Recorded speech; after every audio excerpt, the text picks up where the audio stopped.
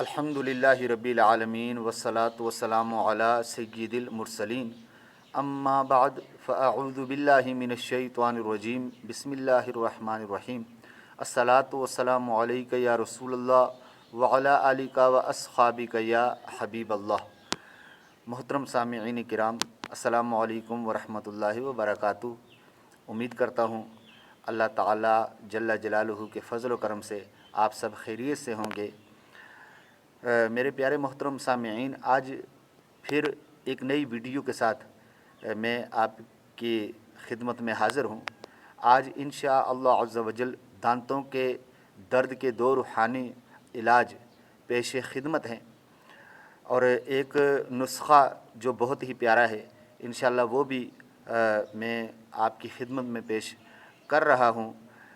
آپ سے یہ گزارش بھی کرتا چلوں کہ میری ویڈیو کو لائک کیجئے، میری ویڈیو کو شیئر کیجئے، اس کو سبسکرائب کیجئے، اور پھر بیل آئیکن کا بٹن بھی پریس کر دیجئے تاکہ میری آنے والی جو نئی ویڈیوز ہیں وہ آپ تک بآسانی پہنچ سکیں۔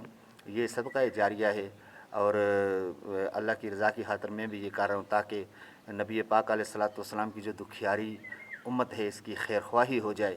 اسی نیت سے، ثواب کی نیت سے انشاءاللہ عز و جل میں یہ روحانی علاج پیش کر رہا ہوں۔ آپ بھی ثواب کی نیت سے اس کو شیئر کیجئے، لائک کیجئے، اور میرے چینل کو سبسکرائب کیجئے۔ یہ آپ کی محبت ہوگی، آپ کی چاہت ہوگی، اور میری حوصلہ افزائی بھی اس سے ہوگی۔ اللہ سب پہ کرم فرمائے۔ آئیے ہم دانتوں کے درد کے دو روحانی علاج کی طرف ہم بڑھتے ہیں۔ سورہ یاسین کی یہ آیت، سلام قولا من رب الرحیم، سلام قولا من رب الرحیم، سلام قولا من رب الرحیم، 3 بار پڑھ کر اپنی انگلی پر دم کر کے دانتوں پر ملنے سے انشاء اللہ عز و جل درد یہ جاتا رہتا ہے۔